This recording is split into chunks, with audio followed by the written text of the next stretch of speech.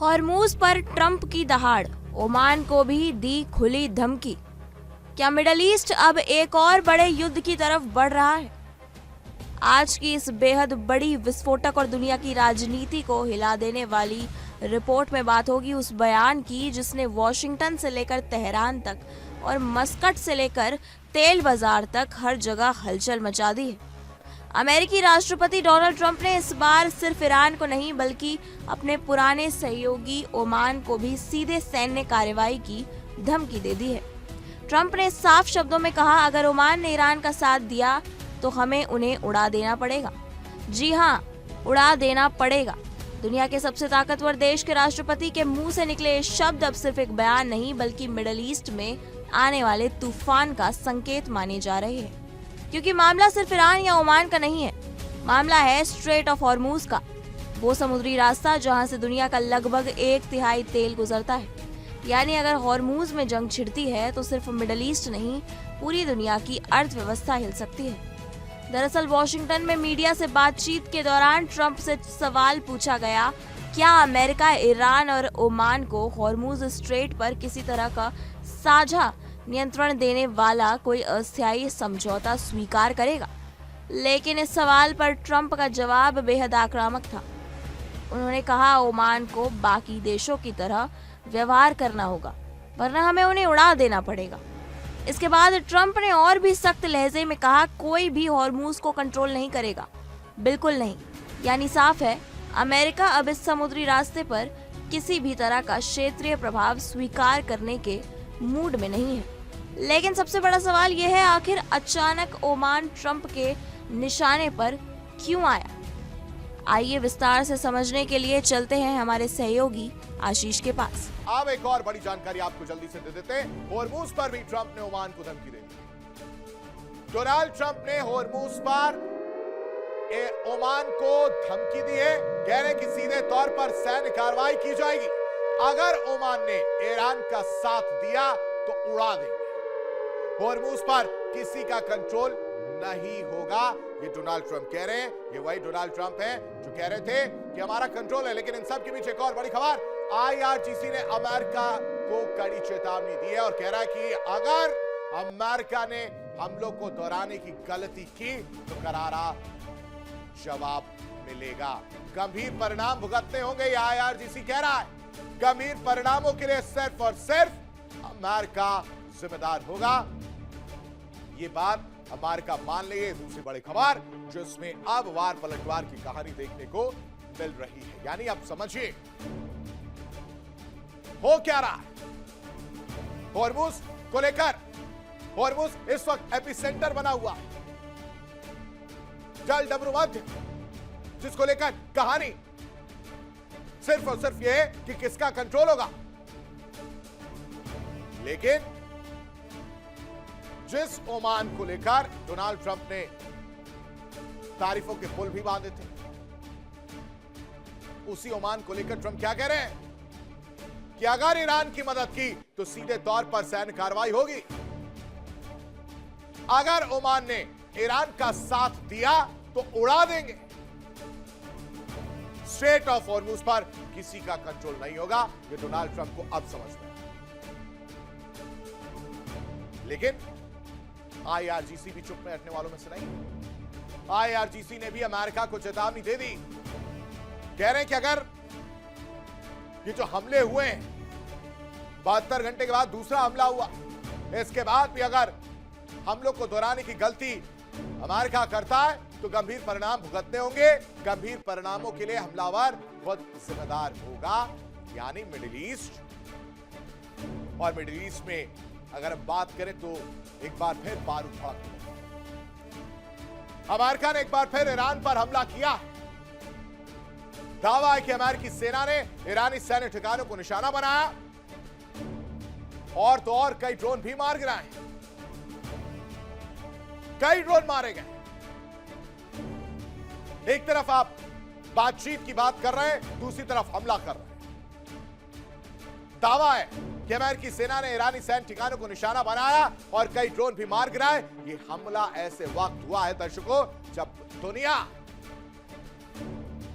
मैं, आप, हम सब युद्ध विराम की उम्मीद कर रहे थे। ओमान वही देश है जिसे वर्षों से अमेरिका का करीबी सहयोगी माना जाता रहा है।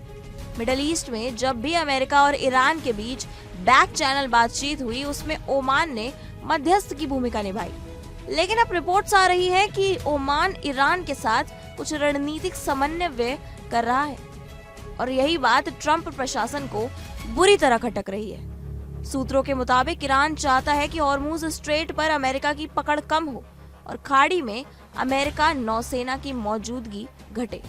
यही वजह है कि ईरानी सरकारी मीडिया ने एक कथित ड्राफ्ट एग्रीमेंट का दावा किया, जिसमें कहा गया कि अमेरिका ईरान पर लगी नौसैनिक नाकाबंदी हटाने, हॉर्मूज में यातायात बहाल करने और खाड़ी क्षेत्र से अमेरिकी सेना हटाने पर विचार कर रहा है।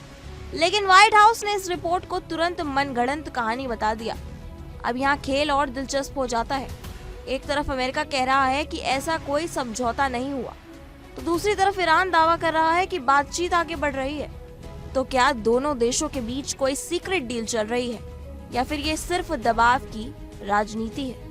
क्योंकि ट्रंप ने खुद कहा है कि वो ईरान के शांति प्रस्ताव से संतुष्ट नहीं है। उन्होंने साफ कहा, ईरान समझौता करना चाहता है लेकिन अभी तक उस स्तर पर नहीं पहुंचा है। और फिर ट्रंप ने वो लाइन कही जिसने पूरी दुनिया को चौंका दिया। उन्होंने कहा, या तो समझौता हमारी शर्तों पर होगा या फिर हमें काम को पूरी तरह खत्म करना होगा। अब सवाल है, काम खत्म करना से ट्रंप का मतलब क्या था? विशेषज्ञों का मानना है कि ट्रंप का इशारा उस सैन्य अभियान की तरफ था जो अमेरिका और इजराइल ने फरवरी में शुरू किया था और जिसे अप्रैल में रोक दिया गया। यानी अगर बातचीत फेल होती है तो मिडिल ईस्ट में फिर से बम बरस सकते हैं और अगर ऐसा हुआ तो सबसे पहले असर पड़ेगा हॉर्मूज स्ट्रेट पर। समझिए, दुनिया के तेल व्यापार की सबसे अहम नस है हॉर्मूज। सऊदी अरब, इराक, कुवैत, यूएई और खुद ईरान, इन सब का तेल इसी रास्ते से दुनिया तक पहुंचता है। अगर यहाँ तनाव बढ़ा तो तेल की कीमतें आसमान छू सकती हैं। पेट्रोल महंगा होगा, गैस महंगी होगी, शिपिंग कॉस्ट बढ़ेगी और दुनिया भर के बाजारों में हड़कंप मच सकता है। लेकिन कहानी सिर्फ तेल तक सीमित नहीं है। यहाँ असली लड़ाई कंट्रोल की है। अमेरिका चाहता है कि खाड़ी क्षेत्र में अंतिम शक्ति उसी की रहे, जबकि ईरान चाहता है कि अमेरिका पीछे हटे और क्षेत्रीय देशों का प्रभाव बढ़े। यानी ये सिर्फ समुद्री रास्ते की लड़ाई नहीं बल्कि वर्चस्व की लड़ाई है। और इसी बीच ओमान बीच में फंस गया है, क्योंकि ओमान एक तरफ अमेरिका का सहयोगी है तो दूसरी तरफ ईरान के साथ उसके संबंध भी खराब नहीं है। ओमान हमेशा खुद को मिडिल ईस्ट का न्यूट्रल मीडिएटर बताता रहा है, लेकिन अब ट्रंप का बयान साफ संकेत देता है कि अमेरिका न्यूट्रलिटी को भी शक की नजर से देखने लगा है। यानी अब सवाल ये नहीं है कि ओमान किसके साथ है, सवाल ये है कि अमेरिका उसके किसके साथ मान रहा है। और अगर ट्रंप का गुस्सा इसी तरह बढ़ता रहा तो आने वाले दिनों में खाड़ी क्षेत्र में तनाव और बढ़ सकता है। अब यहाँ एक और बड़ा सवाल उठता है, क्या ट्रंप वाकई युद्ध चाहते हैं? क्योंकि हाल के दिनों में ट्रंप लगातार आक्रामक बयान दे रहे हैं। कभी ईरान को चेतावनी, कभी हॉर्मूज पर सख्त बयान और अब ओमान को भी खुली धमकी। कुछ विशेषज्ञ मानते हैं कि ट्रंप दबाव बनाकर ईरान से अपनी शर्तों पर समझौता करवाना चाहते हैं, जबकि कुछ का मानना है कि अमेरिका मिडिल ईस्ट में अपनी सैन्य मौजूदगी को और मजबूत करने की तैयारी कर रहा है। उधर ईरान भी पीछे हटने के मूड में नहीं दिख रहा। तेहरान बार बार कह चुका है कि अगर उस पर दबाव बढ़ाया गया तो वो हॉर्मूज स्ट्रेट में अमेरिकी हितों को चुनौती देगा और यही वजह है कि दुनिया की नजरें अब मिडिल ईस्ट पर टिक गई हैं, का सीधा असर पड़ेगा। भारत अपनी बड़ी तेल जरूरतें खाड़ी देशों से पूरी करता है। ऐसे में अगर हॉर्मूज में संकट बढ़ा तो भारत की अर्थव्यवस्था भी दबाव में आ सकती है। यानी ये सिर्फ अमेरिका और ईरान की लड़ाई नहीं, ये पूरी दुनिया की चिंता बन चुकी है। और इसी बीच ट्रंप का वो बयान कोई भी इसे कंट्रोल नहीं करेगा, अब एक नई बहस को जन्म दे रहा है। क्या अमेरिका खुद हॉर्मूज पर अपना प्रभुत्व कायम रखना चाहता है? क्या ईरान उस प्रभुत्व को चुनौती दे रहा है? और क्या ओमान इस भू राजनीतिक युद्ध का अगला मोहरा बन चुका है? इन सवालों के जवाब आने वाले दिनों में मिडिल ईस्ट की दिशा तय करेंगे। फिलहाल इतना तय है, हॉर्मूज सिर्फ समुद्री रास्ता नहीं रहा, ये अब दुनिया की सबसे खतरनाक राजनीतिक बारूद बन चुका है। और अगर इस बारूद में चिंगारी लगी तो असर वॉशिंगटन से लेकर दिल्ली तक महसूस होगा, क्योंकि तेल, व्यापार, सेना, कूटनीति, सबकी धड़कन अब हॉर्मूज से जुड़ चुकी है। और अब पूरी दुनिया इंतजार कर रही है, क्या ट्रंप सिर्फ धमकी दे रहे हैं या मिडल ईस्ट सचमुच एक और बड़े युद्ध के मुहाने पर खड़ा है। लेकिन अब तस्वीर सिर्फ खाड़ी तक सीमित नहीं रह गई है, क्योंकि हॉर्मूज पर बढ़ता तनाव अब सीधे सीधे दुनिया की महाशक्तियों को आमने सामने ला सकता है।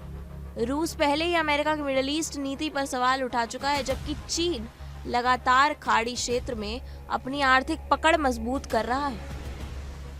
और सबसे बड़ी बात, चीन का बड़ा तेल सप्लाई नेटवर्क भी हॉर्मूज से जुड़ा हुआ है।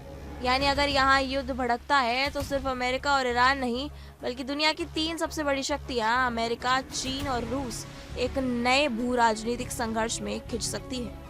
यही वजह है कि अब संयुक्त राष्ट्र भी लगातार मिडल ईस्ट की स्थिति पर नजर बनाए हुए है।